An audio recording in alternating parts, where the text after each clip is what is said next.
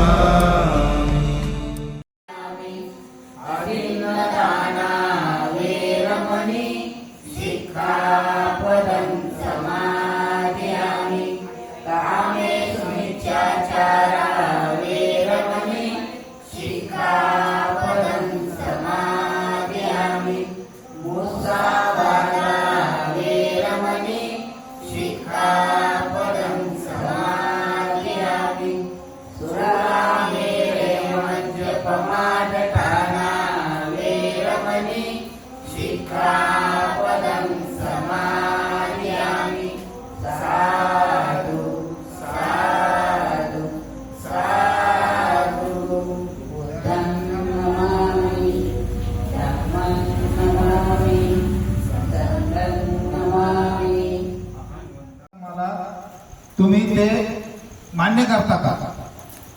पुनर्जन्म आहे, पुनर्जन्म नाही, बरोबर. पुनर्जन्म याच्यासाठी आहे की आंबा खाऊन आपण जी कोय फेकतो आणि ती वैज्ञानिक दृष्टिकोनातून ते कोय उगवती म्हणजे तो पुनर्जन्म.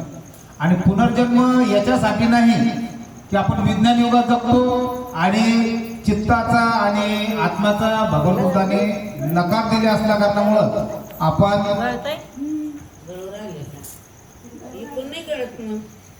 ही गुंबा सांग मग एक चटे आणायला लावायची परत एक हो हो घे बरं तेवढी चटे टाकायची एवढं नाही.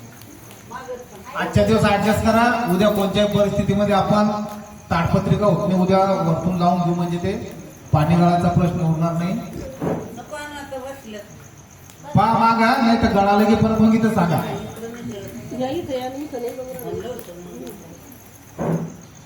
तर पुनर्जन्माचा जो भाग आहे तो भिक्षू संघ तथागत भगवान गौतम बुद्ध यांनी पण सांगितलेला आहे. चित्त आणि पुनर्जन्म म्हणजे आपल्या कर्मावर आपला सिद्धांत ठेवलेला आहे, त्या सिद्धांताच्याच आपल्या भरोश्यावर आपला जीवनाचा उगम होतो आणि आपण दुःखातून कष्टातून निप्पान ज्याला म्हणतात की जन्म आणि मृत्यूच्या चक्रव्यूहातून आपल्याला सुटका मिळते, बरोबर आहे. तर सुटका मिळते तर भाऊ मग आम्हाला कसं कळलं की आम्हाला पुनर्जन्म आहे का नाही म्हणून. मी मागच्या वर्षी पण उदाहरण देऊन समजून सांगलेलं होतं की चीन सारख्या देशामध्ये एक लहान मुलगा, सुमेधा सारखा मुलगा त्याच्याहून लहान, आणि एक त्याची आई आणि वडील फिरण्यासाठी भारत देशात आले आणि ते ज्यावेळेस नालंदा विद्यापीठाचे परिभ्रमण करत होते त्यावेळेस त्या 7 ते 8 वर्षाच्या मुलाला त्याला असं घडत होतं की जसं मी इथे येऊन गेलेलो आहे. आता 7 वर्षाचा मुलगा तो चीनला राहणारा, भारतात नालंदा विद्यापीठ कसा सहयोग जुळत नाही. तर यावरून असं समजलं जातं की पुनर्जन्म आहे. तो प्रत्येक गोष्टी समजून सांगत होता की इथं असा वर्ग होता, इथं हे शिक्षक शिकवत होते, आता त्या 7 वर्षाच्या मुलाला कसं कळत असेल. म्हणजे हा पुनर्जन्माचाच एक भाग असू शकतो, ठीक आहे. तर भाग पहिला, खंड पहिला पूर्वयोग. तर पूर्वी आपलं प्रायमल वाचायचं राहिलेलं आहे. ये राणी चाल लवकर इकडे समोर आहे. अरे हे प्रायमल वाचणे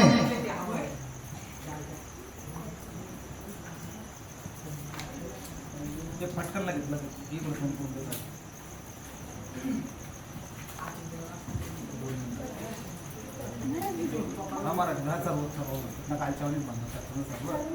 चालू करा.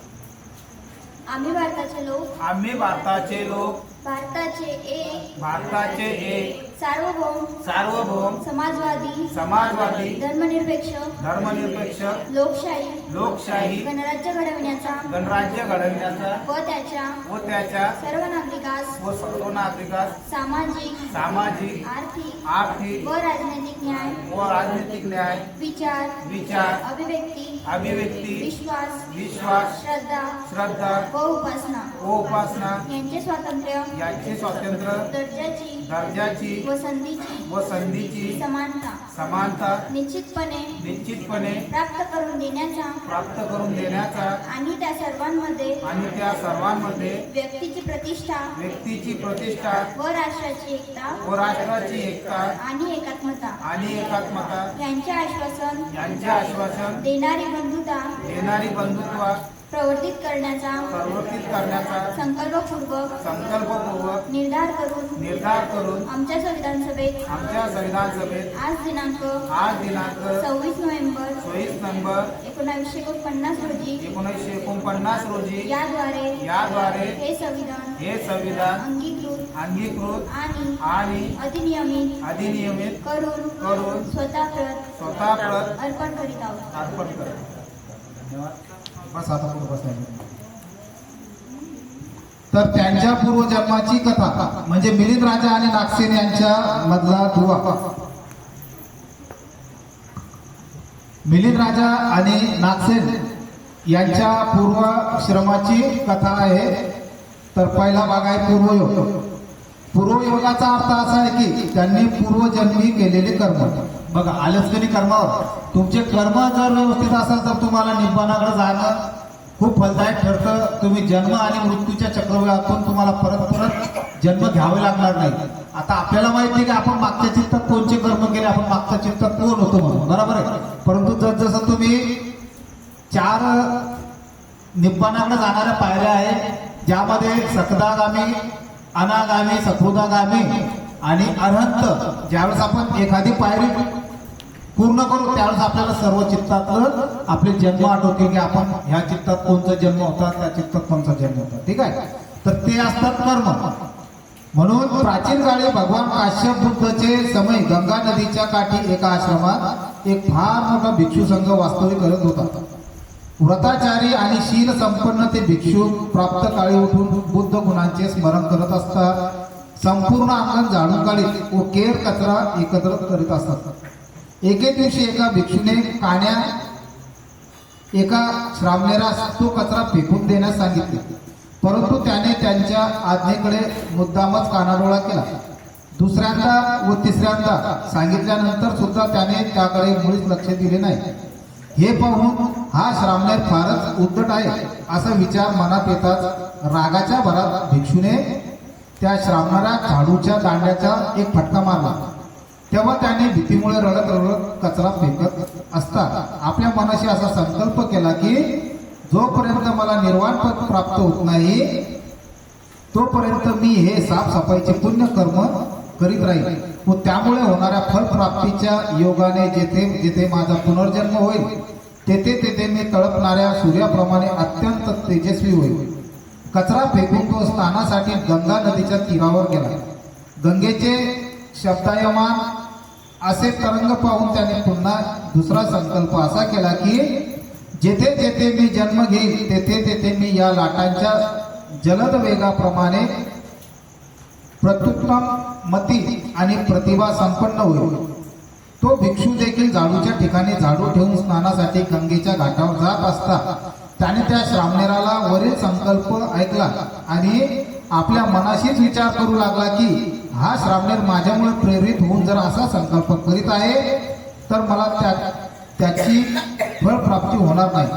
असे म्हणून त्या भिक्षूने देखील असा संकल्प केला की मी सुद्धा जेथे जेथे जन्म घेईल तेथे तेथे गंगेच्या लाट्याच्या तरंगाप्रमाणे प्रत्युत्तमती होईल आणि त्यांनी विचारलेल्या समस्त प्रश्नांचा उकल करून सांगण्याचा समर्थन होईल. देवलोक आणि मानवलोकात जन्म घेत घेत त्या दोघांनी एक बुद्धांतर व्यतीत केले.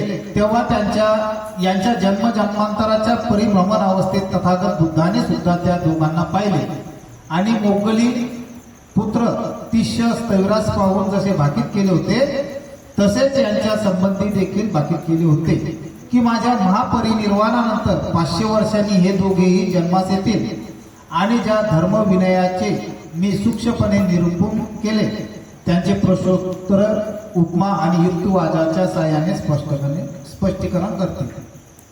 त्यानुसार त्या दोघांपैकी श्रामणेर हा जम्बूद्वीपातील सागर नावाच्या नगरीचा मिलिंद नावाने प्रसिद्ध पावलेला राजा झाला. तो मोठा पंडित, चतुर, बुद्धिमान आणि समर्थ असा शासक होता. तो भूत, भविष्य आणि वर्तमान अशा तिन्ही योगांच्या बाबतीत जागरूक होता. त्याने स्वतः अनेक विद्यांचा अभ्यास केला होता, जसे की श्रुती, स्मृती, सांख्य, योग, न्याय, वैश्विक, गणित, संगीत, वैद्य, सर्व पुराणे, इतिहास, ज्योतिष, मंत्रविद्या, तर्क, तंत्र, युद्धविद्या, छंद व सामुद्रिक असा 19 विद्यांमध्ये तो पारंगत होता. वादविवादात अद्वितीय आणि अजिंक्य होता असा होता. तो सर्व तीर्थंकरांमध्ये श्रेष्ठ मानला जात होता. प्रज्ञा, बल, वेग, शौर्य, धन, भोग इत्यादी सर्व बाबींमध्ये संपूर्ण जम्बूद्वीपात राजा मिलिंदांची बरोबरी करू शकेल असा कोणीही नव्हता. तो अफाट संपत्तीचा धनी आणि उन्नतीशील होता. त्यांच्या सेनेचा व वाहनांचा तर अंतच नव्हता. जेव्हा एके दिवशी आपल्या अनंत अशा चतुरंगी सेनेचे निरीक्षण करण्याच्या हेतूने राजा मिलिंद नगराबाहेर पडला. सेनेची पाहणी करून होताच त्या वादप्रिय राजाने लोकायत आणि चिंतन लिंदटवाडी लोकांशी वार्तालाप करण्याच्या उद्देशाने सूर्याकडे पाहिले आणि आपल्या मंत्र्यांना उद्देशून तो म्हणाला, सूर्यास्ताला अजून बराच अवकाश आहे, तोपर्यंत आपण काय करावे?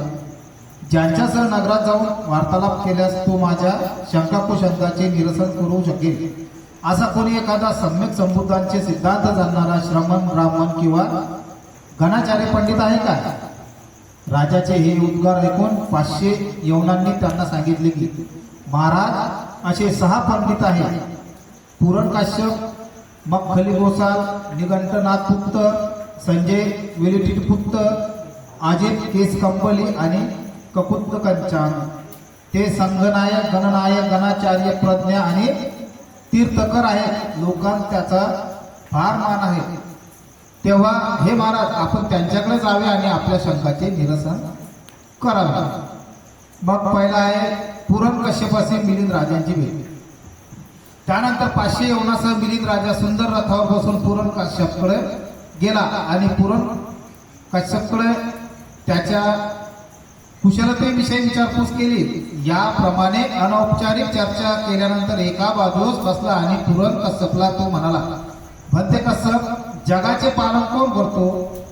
महाराज, जगाचे पालन पृथ्वी करते. कश्यपाने उत्तर दिले.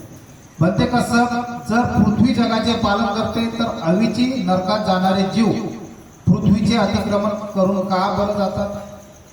राजाचा हा प्रश्न ऐकून पुरण कश्यपाची तर बोबडीच वळली. त्याच्या तोंडून शब्दच बाहेर पडेना. खांदे पाडून तो चुपचाप हातभर भरून बसला. मखली गोसालशी राजा मिलिंदची भेट.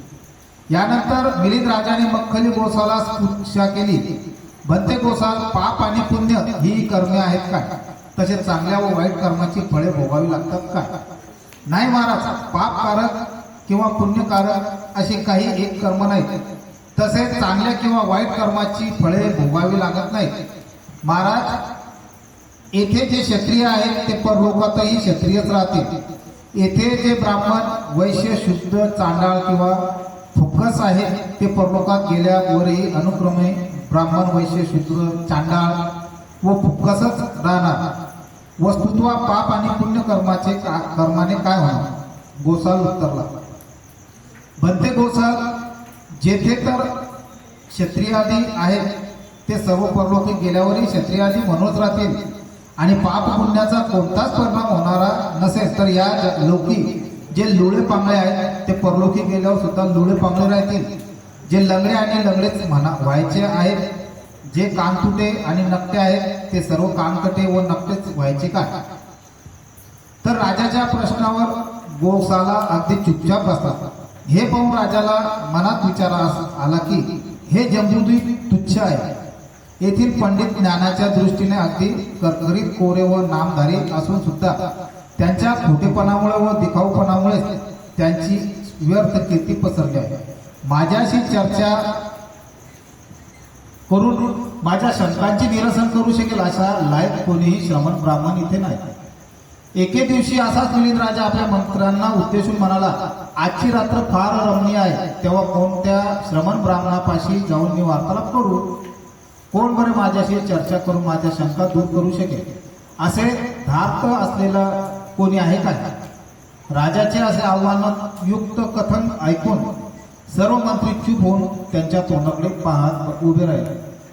त्यावेळी 12 वर्षापासून विद्वजनांनी खाली बसलेल्या सागर नगरात त्याला एकही ब्राह्मण किंवा गृहस्थ पंडित मिळाला नाही. यदा कदाचित एखाद्या ठिकाणी कोणी श्रमण ब्राह्मण किंवा गृहस्थी पंडित राहतो आहे असे का राजाच्या ऐकव्यात आले की तात्काळ राजा तेथे जाऊन त्याला प्रश्न विचारेल. असे प्रश्न उत्तरात राजाचे समाधान न करता न आल्यास ते अगदी गोंधळलेल्या स्थितीत गाव सोडून कुठेतरी निघून जात असत. जे कोणी गाव सोडण्यास असमर्थ असत ते आपले पांडित्य न दाखवता आपल्या निवासस्थानी अगदी गुपचूप बसून राहत असत. साधारणतः सर्वच भिक्षू सागर नगराचा त्याग करून हिमालय पर्वतावर निघून गेले होते. त्यावेळी हिमालय पर्वताच्या पायथ्याशी असलेल्या सुरक्षित अशा स्थानावर कोटीशक अनंत वास करत होते. तर बघा, मिलिंद राजाचे प्रश्न उत्तर देण्यासाठी त्या सागर नगरात एकही असा विद्वान गृहस्थ ब्राह्मण किंवा क्षत्रिय वैश्य कोणीच नव्हता की त्या राजाचं कोणी उत्तर देईल म्हणून प्रश्नाचा विषय असा होता की मिलिंद राजा जोपर्यंत त्याच्या मनाची समाधान होत नव्हता तोपर्यंत तो प्रश्न उत्तर करत होता. आणि मग काय व्हायचं, भंतेजीला पाहून भंतेजी विद्वान आहे बा, मग त्या भंतेजीला प्रश्न विचारायचे, भंतीचे समाधानकारक उत्तर न देता मग ते राजा होते. मग राजाच्या पुढे कसं राहायचं बा, मग चला गाव सोडून. मग असे करत करत एक एक विद्वान जे मानत होते ते विद्वान हिमालय पर्वताच्या गेले आणि तिथे कोटीशत अनंत तिथे वास करत होते, राहत होते. तर आयुष्यमान अस्सुवृत्तांचे भिक्षू संघास पाचारण. त्यावेळी आयुष्यमान अस्सुवृत्ताने कोणी एखादा कुलपुत्र ज्या श्रेष्ठ पदाच्या प्राप्तीसाठी गृहत्याग करून श्रमणत्वाचा अंगीकार करतो त्या श्रेष्ठ निर्वाण पदाचा याच जीवनात लाभ करून घेतला होता.